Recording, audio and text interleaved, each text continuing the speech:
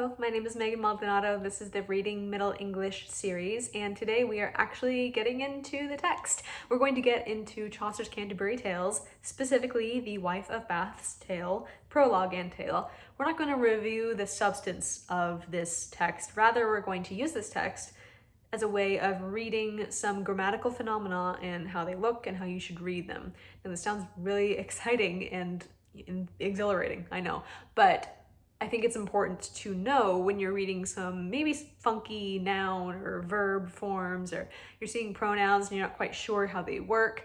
It's important to get familiar with these things, all this minutia, in order to read Middle English more effectively. Except this time, rather than showing you these rules in isolation, as I've done with the sounds of Middle English and some of the other elements, we're going to actually look at words, lines, phrases, sentences, and see how the language is actually showing up in texts from the period. So let's get into the Middle English. You can follow along with me. You can recite. I encourage you to recite after you hear me speaking some of these lines, and let's get into the reading.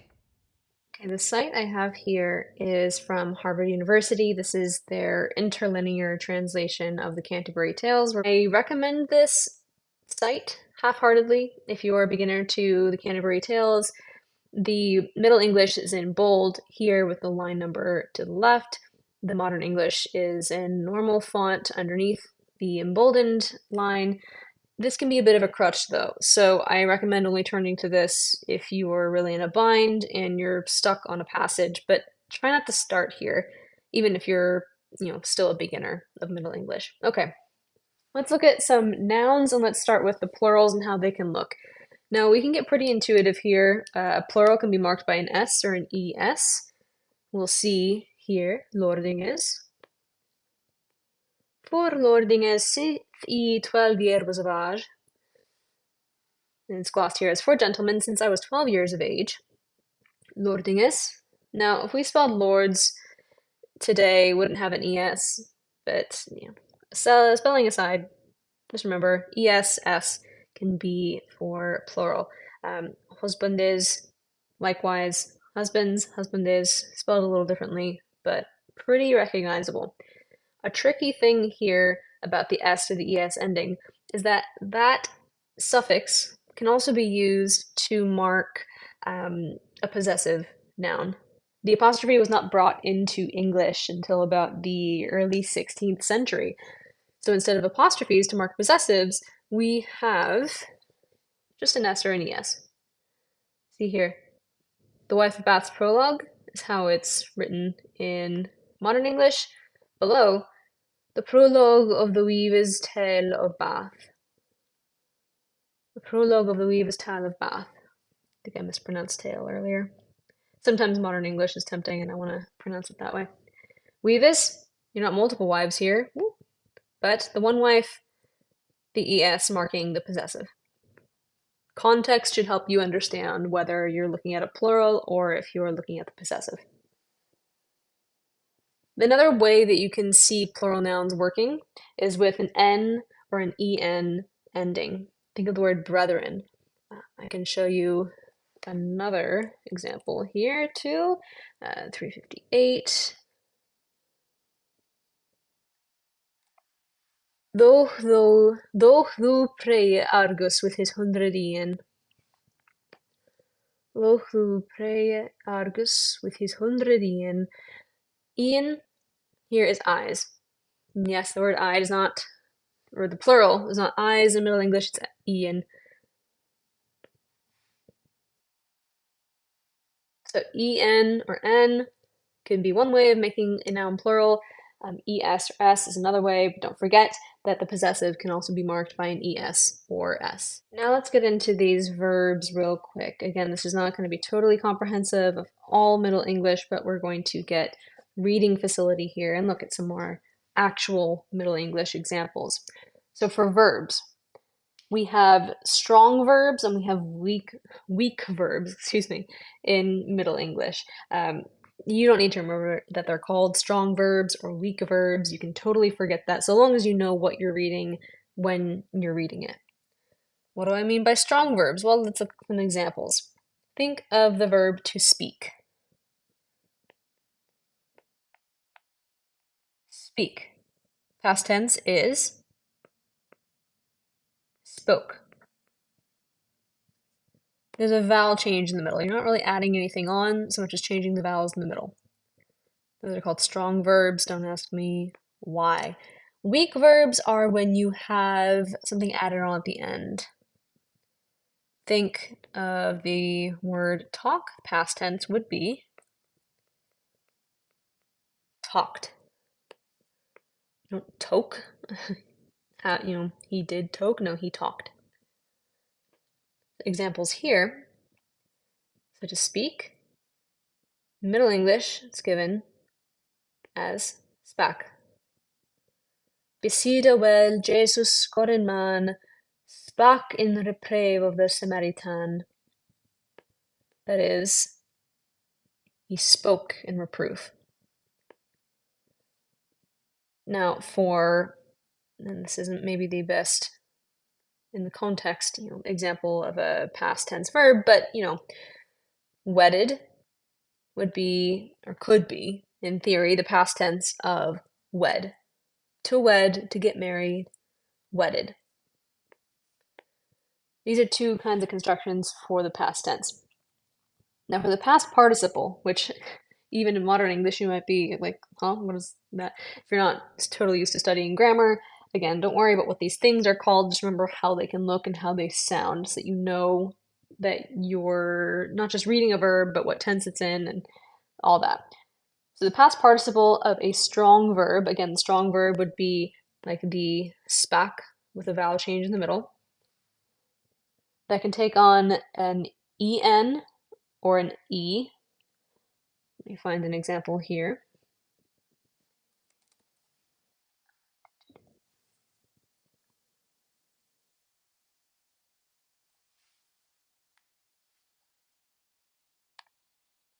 In which that they were bunden unto me.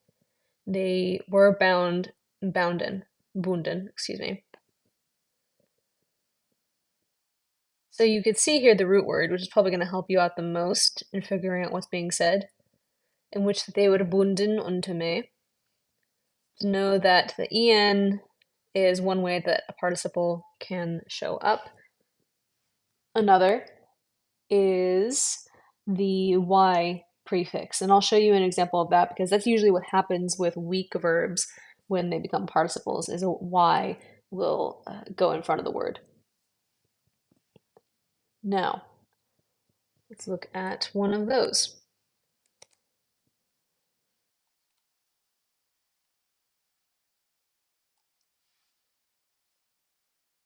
He says, Husbandis at kirchtor, Iavad fiva, if he so ofte mich have I wedded be. I think the meter was off on the way I pronounced that. If he so ofte mich have I wedded be.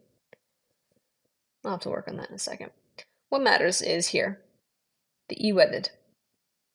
If you see that, it's not I wedded, they would need a space there. If I have been wedded, e-wedded, excuse me, would be there to mark out the participle. That's why that's there. Finally, the imperative, when you're commanding something. Now, I've seen it written out that the rules are if it's an E at the end, then it's used for the singular imperative, and an ETH or the F at the end would mark a plural. However, I've seen diametrically opposite uses of this in Chaucer, so I'm not sure that that's totally consistent as a rule. Nevertheless, let's look at some of those examples here, or at least find one.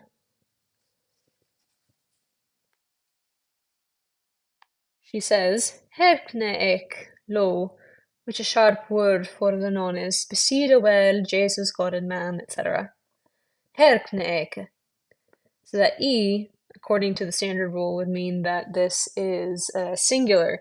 But we know that she's telling this to the group of pilgrims that they're on, well, pilgrimage with. So it should be plural here. Herkne ek. What you do need to know is that this is an imperative. And if she said herkneth, then that would also be an imperative. So there you have it. Those are some of the essential verb forms, um, looking at how past tense verbs are made, how we get some participles and how those can look a little funky, and the imperatives and how they can look. And finally, let's look at pronouns. Pronouns can be tricky. They are, you'll get the hang of them, trust me, but if nobody explains it to you, the fact that the pronouns can actually be kind of all over the place and how they're used, then reading can be a little bit of an obstacle. Now, again, you'll get the hang of it soon, I'm sure, but I should clarify that for especially third person pronouns, they can be kind of all over the place in terms of one pronoun being used for either a man or a woman or multiple people. Now, let me make a brief caveat in saying there's lots of discourse on pronouns and gender in today's world and in today's English. We're not dealing with that in Middle English. We're not dealing with, let's say, an identitarian or ideological use of various pronouns with swapped genders. That's not what's happening. It's pretty much a feature of Middle English that you would use, for example, hir, HIR, which kind of sounds like her, but you might also use it for there, might be multiple people, might be referring to his, it, or it maybe. Well, we'll get into it. Um, Actually, it would be used as his, and his could also be his for a man's possessive. You'll see, it gets kind of tricky. Let's look at some examples. To note, start with the easy things, that I, or E, is used as E here. Sithi 12 years of age, since I was 12 years old, or 12 years of age. I is still the or subject, and me still the object for the first person singular pronoun. You might sometimes run across the Germanic ich for I. In this text, I or E is used for the singular, and me for the object, I for the subject. You. Now you can, well, let's just talk about it. So a singular could be thu or thou. Let me find an example. Speaking of the parable here, thou hast had 5 husbands, quote he. Thou is you in the second person singular. You can also find thou contracted with verbs. Find an example here.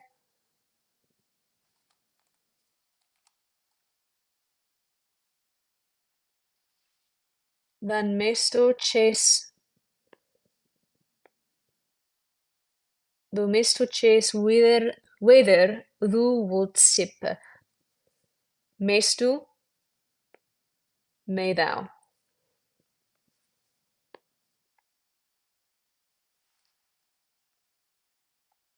You in the second person plural can be written as ye as a subject and you as an object. And let's look at some examples for that. Ye ben a noble preacher in this case. Oh, ye ben a noble preacher in this case. You, ye. Conversely,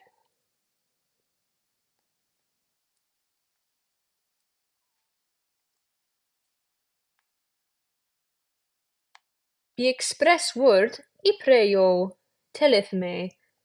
Here's another use of the word yo, but remember that she's speaking in plural to the pilgrims here. I pray you, you all, or y'all, as you might say in the South. I pray yo, telleth me. Now, in modern English, in modern American English, in central dialect, in the canonical dialect, I suppose, we would use the word you for both singular and plural. There are different dialects that don't do that. As I just mentioned, y'all is the plural. So as long as you remember that you is the word you, if you or ye is you, then you'll be fine. Okay, now the tricky ones. Third person, she and he, her and him could get, let's say, confused. Not if not confused, then let's say there's a capacious use of all of these in their applications. This was a feature of Middle English. Let's find some examples here.